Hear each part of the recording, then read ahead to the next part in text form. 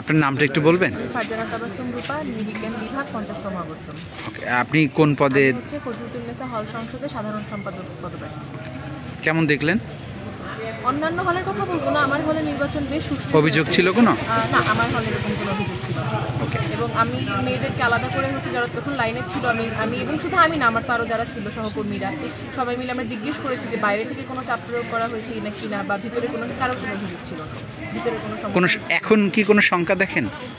এখন তো আসলে ভোট গণনাটার জন্য যেহেতু ব্যালট বক্স নিয়ে যাওয়া হয়েছে, এখানে তো আসলে আমরা যেতে পারছি না, আমাদের এজেন্টরা আছে, কিন্তু একটু শঙ্কা তো থেকেই যায়, একদম নিশ্চিন্ত হতে পারছি না আমি, একটু শঙ্কা আমার আছে, মানে ভিতরে কি হবে এটা নিয়ে আমার শঙ্কা আছে। ছাত্রদল ভোট বর্জনের ঘোষণা দেয়, দেবার পরে কি তাদের এজেন্টরা হলে ছিল, মানে কেন্দ্রগুলোতে ছিল, বা আপনার এই কেন্দ্রে ছিল? হলে আসলে ওদের কোনো এজেন্টই ছিল না, মানে পুলিং এজেন্ট এরকম কেউ ছিল না আমার জানা মতো।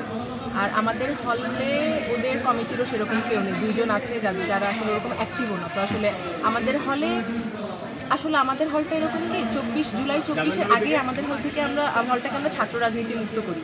জুলাই 24-এর আগে আমাদের হল থেকে আসলে ছাত্রলীগ বিতাড়িত হয়, আমরা করি। সে কারণে হচ্ছে আমাদের হলে এখন পর্যন্ত লেজুর ভিত্তিক কোনো ছাত্র সংগঠন এখন পর্যন্ত আধিপত্য বিস্তার করতে পারে। তো সেই ক্ষেত্রে হচ্ছে আমাদের মানে ওরকম কোনো প্যানেল থেকেও কেউ দাঁড়ায়নি।